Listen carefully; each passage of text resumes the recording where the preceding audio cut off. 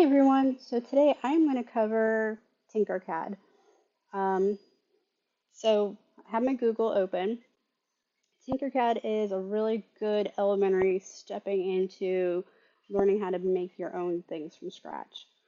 I encourage a lot of people to just play with it, try it. Um, so you can type in Google tinkercad. I have it saved here in my folder, tinkercad, and I'm already logged into mine. But you'll want to make a personal account and log in. And from here, we are going to go to create. We're just going to create something new from scratch. We're going to do 3D design. We're not doing circuits or code blocks. That's a little outside my wheelhouse right now. So just create a 3D design. And here is our plane, our workbench per se. And the first thing I am going to do is I'm going to go to settings and I'm going to make sure everything is where I want it to be. Right now it's in Imperial, and I have my, it's at 10 inches by 10 inches, which is pretty close to my actual print bed. If I wanted to, I could change it symmetric, yeah, 254. I could do it to 270 by 270 so I can see my print bed, but I'm fine with it at 254 right now. So I'm going to close those settings. And then the snap grid here, I keep it on a low number. Snap grid is when you go to move something, like if you're using your keyboard to move it, how much it moves off one, like one click, one tap on your arrow keys. So I keep mine low because a lot of times if I'm using my keyboard to move something, I'm trying to get it as precise as I can. So over here is the home button. You click on that, it takes you home. This is your fit all in view. This is your zoom in, your zoom out, and then switch to flat view, which is kind of like overhead uh, looking down on it. But we'll put it in the perspective view. Up here is your copy, paste, duplicate and repeat, trash, uh, or delete, trash, undo button, redo button. This little feature here is really helpful. This is also, they have it in Snap Orca. They have something similar to it in Blender, where you can click on where you want to view. Sometimes you get disorientated working and you're like, where am I going? You could just come over here and click on and go, okay, now I know where I am. I'm on the top and my project's facing that way or whichever way. So that's very, very, very helpful. So I'm going to go back to right there. That's everything over there. Now over here, we have toggle shape visibility and notes and connectors, all that good stuff. That's not covering that today.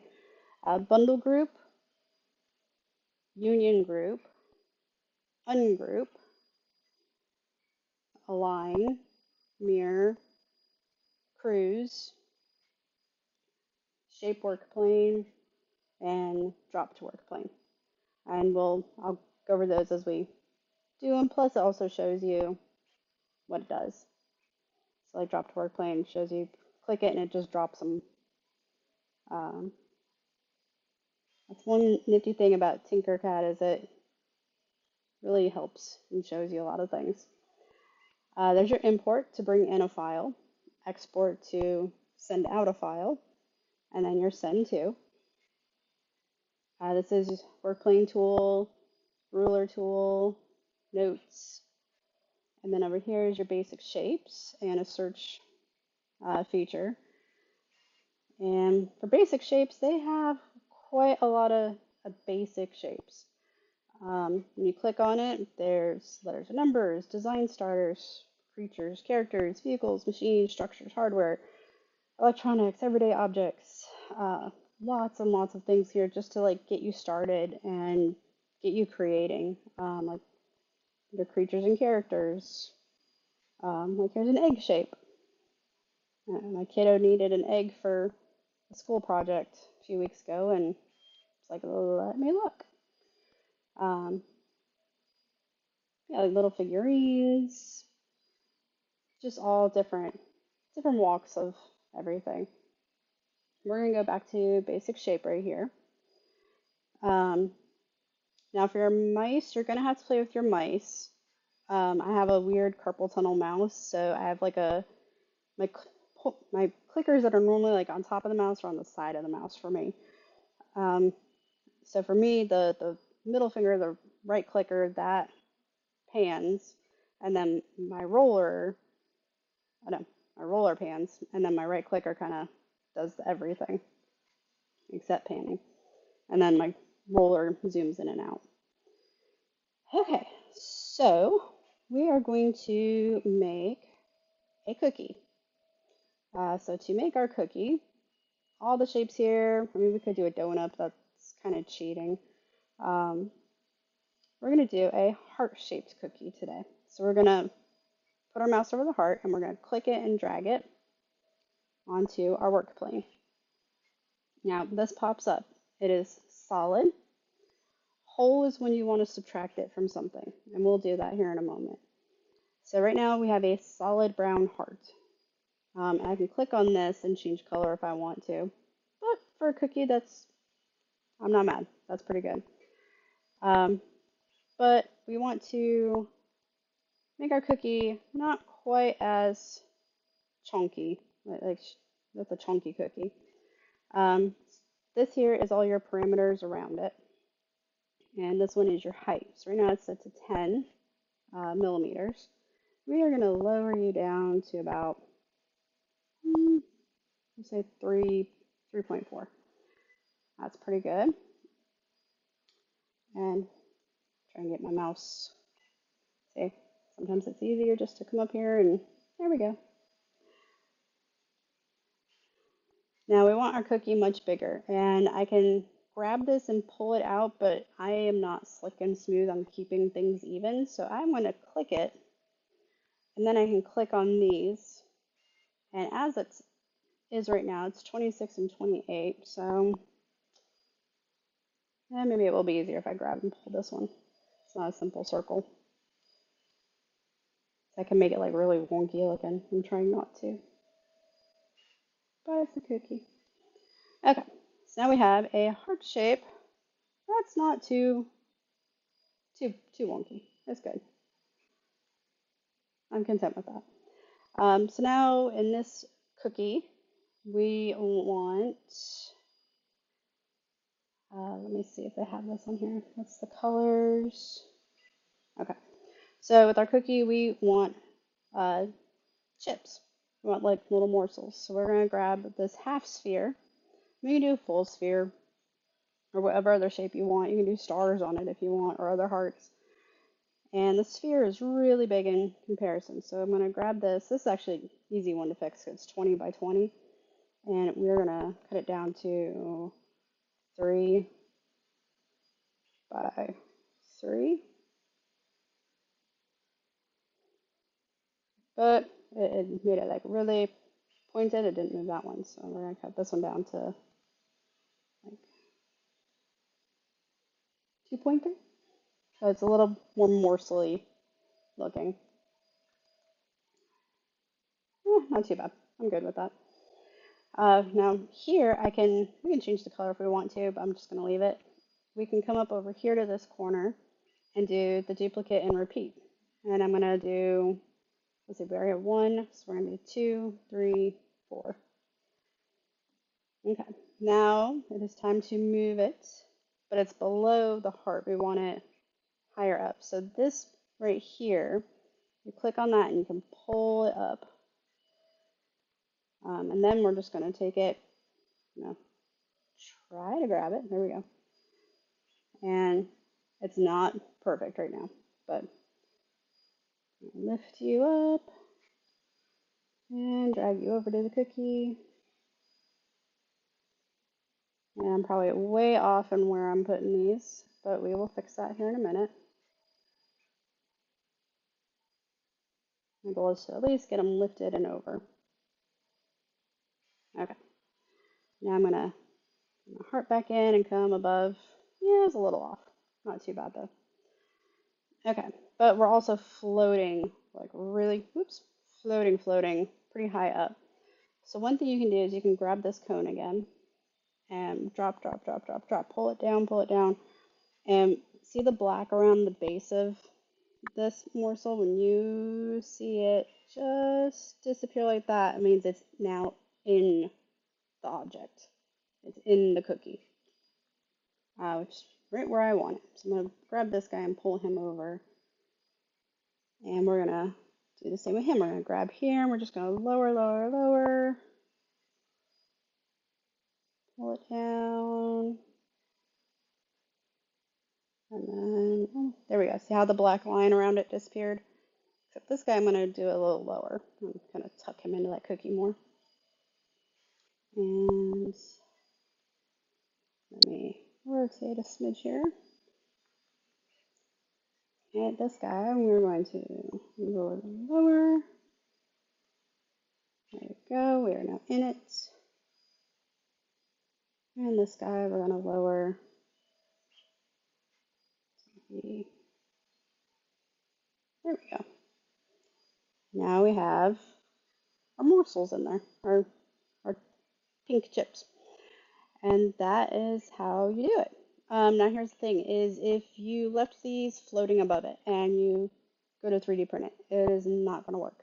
Everything has to be touching something. But you could try to print it with one of these floating in the air, but your system is going to build a support branch and put it under it to print it. And then when you take the support branch away, it's just going to fall away. Now the other thing is the cutout. So I'm going to do star shape. I'm going to click it. I'm going to drag it on here. That is really big. So first thing I'm going to do is I'm going to shrink this way down. And it will not be a perfect star, and that is okay. Now we're going to come here and we're going to do whole. Now see how I just made it transparent? So now I'm going to take this, I'm going to move it into the center of my heart cookie. And I'm going to look underneath. And you can see it kind of coming through. But just to make sure it is 100% going through, we're going to grab it right here like we did with the morsels, and we're going to drop it down a ways. And that makes sure it is going through, all the way through the cookie. So now we have a cutout of a star. So when it prints, it's going to have a star-shaped hole in the middle of this cookie. Let me see something here. Yes. So I selected the heart, and now I am holding down Shift on my keyboard. Mind you, I'm working with Apple. Windows may be different, but I'm clicking on each of these. It says Shapes 5, and I'm going to click on him too. Okay, so everything is selected. Shapes 6. Now I'm going to come to here. I can bundle the group. I can union the group. It's similar to like using a Cricut on union. And this also is showing on the screen what it does in the keyboard shortcut to do it. So I'm going to click it. And now everything is union. It's all one solid piece. So what that did is it also took away the color of my morsels, which is fine enough. We can color those later. But now it's all one solid piece. Now if we want to bundle, it keeps that out. But we're going for the union to see how it all looks together. So that is the basics of that. Now if I want to 3D print this, I can hit export. And I'm going to, you can do it in any of these for 3D print. And you can also do laser cutting. Being that we're not really worried about the color and all that, we can just do an STL. And it downloaded it for me. And then from here I can open my download download folder. This is not the right way to open it. You're supposed to import everything all the time. But there it is now in SnapMaker. And I can go through and I can color it in SnapMaker. I can change the size. I can rotate it. I can do all the fun stuff in SnapMaker. Now something I'm curious about when I go into color painting, I want the bucket. Oh, click a different color. Oh, it does keep it separate. Okay, nice, nice. It has been a very long time since I have played with this. So yes, it kept it separate instead of like you click and it colors everything. So that's really, really nifty coming from tinkercad to Orca. So that is how you do it. And then from here you can slice your plate, print, all those good things, and of course adjust all your settings to how you want to do it, which I covered in my first video. So you can go back and watch it. And if you have questions, always feel free to ask. So that's the basics of how to create something in Tinkercad. I will go ahead and extend this video a little bit longer, and I'm going to hit import. We're going to bring a 3D file in that we want to make changes to. So I'm going to choose a file, and you can only do STL, OBJ, or SVG. I'm going to hit choose a file, and I'm in my fresh downloads folder of tons of things I've downloaded. It has to be STL. A lot of things I do in 3MF because I do a lot of color now. We'll do the card box. And just keep all that the same. My family's full of nerds that play Digimon, Magic, Pokemon. Oh no, this is what I made. Okay, never mind. I know what this is. I made this from scratch for a friend. This one actually was an interesting one to make. So this is probably a really good example. So with this, I started out with a basic box. I really did. And from there, I was able to tinker with the settings and I rounded the corners off. And then I used the cylinder. I did not center this project well. I used the cylinder, the cutout, and made a hole there. And then I created the lip. So I did another cylinder, but didn't go as far with it to create the lip. So this is for like a bamboo light to sit in. And then this is for like the power cord to come out through the back of it. The idea with this project was for a friend who sells trading cards, and he was having issues trying to find something to take photos and whatnot. So I created this box for him. And my mouse work with me. So I put in very tiny little slats in here where cards can just sit in there, but I also did the pegs. There's one of the pegs, simple cylinders. I did it so you can stick pegs in for the cards to lean against. And those are all little cylinders cut out.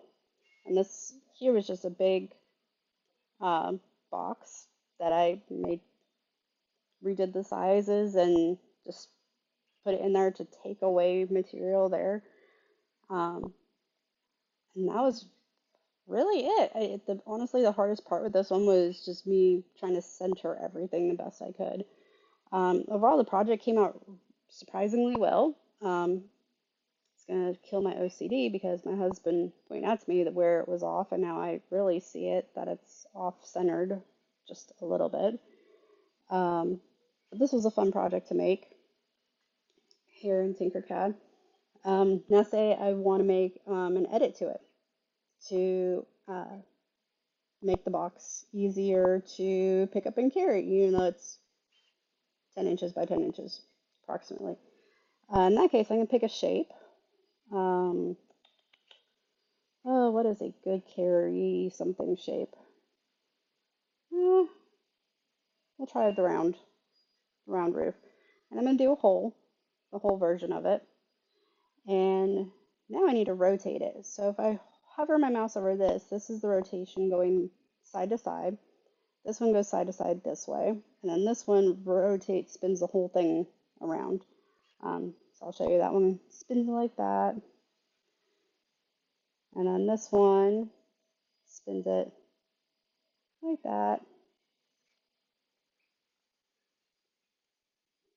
Yeah, my mouse. So now I'm just gonna kind of like bring it over here. And I'm gonna raise it up like I did with the cookie. And I have no idea what I'm trying to do. Like I have it in my head what I want to do, but I'm like, what are you doing? Okay, I need to rotate you a different way. I need to rotate you this way. 90 degrees that way should do. It does not look like it's even 90 degrees, but oh, that's because I didn't rotate this all the way. There we go. Is that better? Oh, computer. Nope, that's not better. I'm crazy. So click on it. Click on you. And you can type in, I want to move 10 degrees one way. Nope, wrong way. So I'm going to do negative 20 degrees. That's a little too much. Negative 15. I got a little closer. I'm not saving this, so it's okay. Okay, so now I'm going to take it and I'm going to move it in to my cube.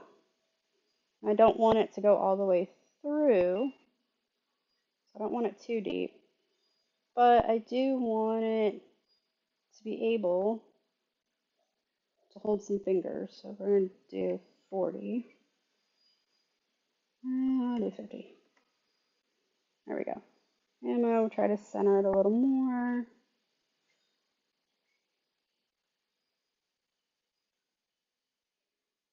This one does definitely take your time. Go at your own speed. Keep in mind, I am not saving this. This is just to teach. Normally, I move very slow and delicately. So now, with this and this, I'm going to hit Shift and click on it. And I'm going to click the union. And now it cut that out of the side of the box. Now it has like a little rounded cutout in there to give you like a little grip to pick up the box. Is that the best choice? Probably not, but it's to show you how you can do that. And then say I'm done with it, I can again export it, send it on. Up here where it says Powerful Crunk, I forgot to do it on the other one. You can change your name like that. So when you export it, you'll know what the name is instead of whatever it was, Derpy Cronk or something. So yeah, that is like the bare basics of using tinkercad. It's mostly just play with it, throw shapes on the board and just manipulate them and play with it, figure it out. Hope this helps.